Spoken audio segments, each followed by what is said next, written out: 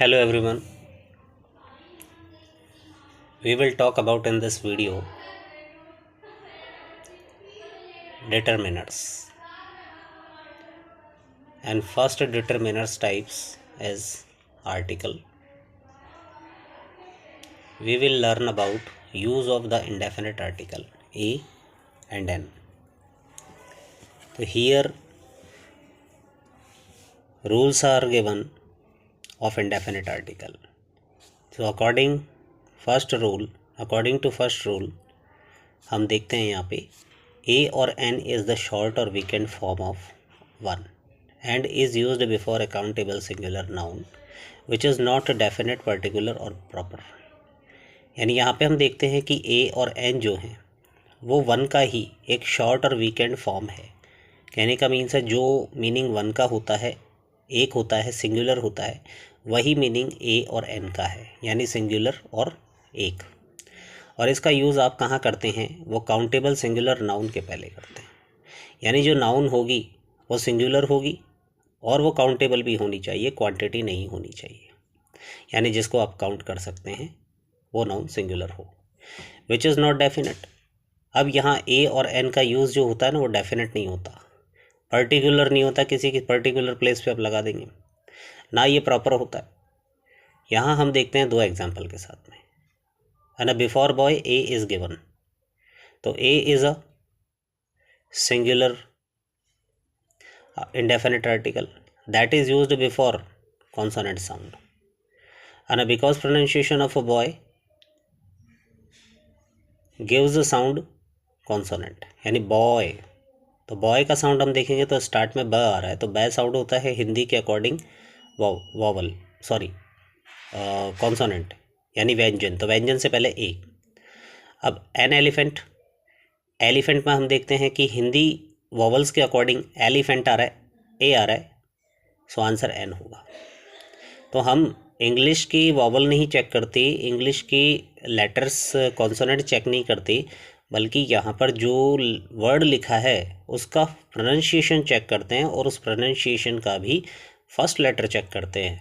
जो हिंदी के वॉवल के अकॉर्डिंग या हिंदी के कॉन्सोनेंट के अकॉर्डिंग आ रहा हो तो हम उसमें ए और एन का यूज़ करते हैं.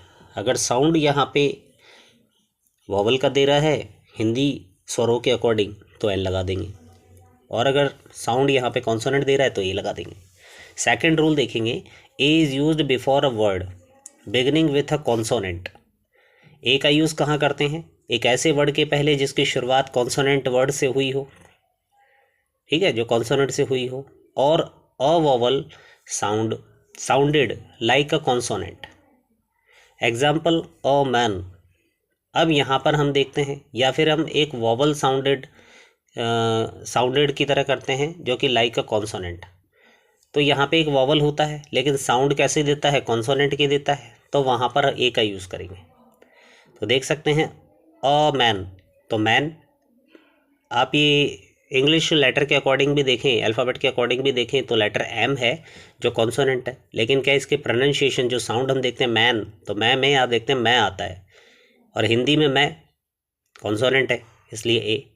सेकंड में आप देख सकते हैं अ चेयर, तो चेयर में आप देखते हैं च, तो च आता है, और च से पहले च क्या होता है? हिंदी में व्यंजन होता है, इसलिए ए.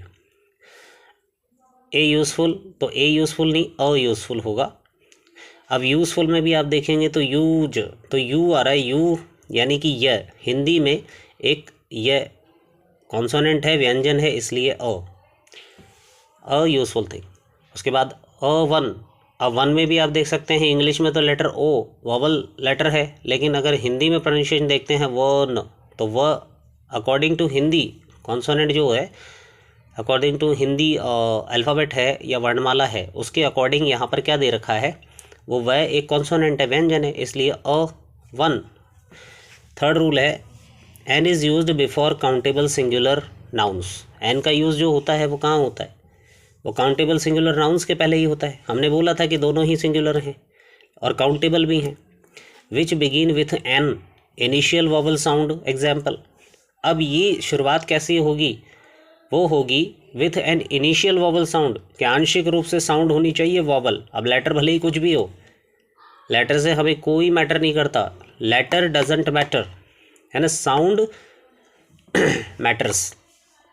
तो यहाँ पे आप देख सकते हैं एन अम्ब्रेला, तो अम्ब्रेला यू, इंग्लिश अल्फ़ाबेट के आधार पे यू एक वॉवल है, वॉवल लेटर है, और साउंड भी इसका वॉवल ही आ रहा है। हिंदी में देखते हैं तो लेटर तो इंग्लिश में देखा यू है, और हिंदी में हमने इसका प्रोनाउंसिएशन देखा, साउंड देखा अम्ब्रेला, तो ए आ रहा है, ए हिंदी में वॉवल होता है, इसलिए आंसर एन आएगा। यहाँ पे हम देखते हैं एस डी ओ, तो एस इंग्लिश लेटर के अकॉर्डिंग तो देखें तो वो कॉन्सोनेंट है, बट आप प्रोनाउंसिएशन में लिखें एस तो ए आएगा, तो ए आ रहा है तो डेफिनेटली हिंदी में तो वॉवल है, इसलिए आंसर एन। नेक्स्ट देखते हैं एन एम पी, तो एम पी में भी यही सेम सिचुएशन है, इंग्लिश में कॉन्सोनेंट नज़र आ रहा है एम, और जब आप इसको एम को राइट डाउन करते हैं तो ए आ रहा है, तो इसलिए एन। यहाँ पे एन ऑनरेबल, यहाँ एच जो है साइलेंट है, और ऑनरेबल ओ, तो ओ का साउंड आ रहा है वॉवल, इसलिए एन। आवर, यहाँ पे एच साइलेंट है, इसलिए आ के बाद आ से पहले एन होगा।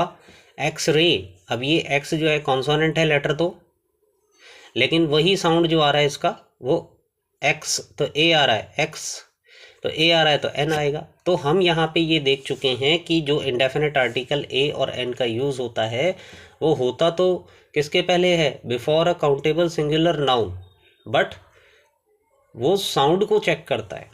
वॉवल साउंड आती है तो एन लगा दे, और कॉन्सोनेंट साउंड आती है तो ए लगा दे।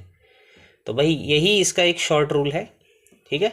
अब हम इसके कुछ स्पेशल यूज़ देखेंगे, सम स्पेशल यूजेस ऑफ ए और एन, जो आपको नेक्स्ट वीडियो में हम लेकर आने वाले हैं।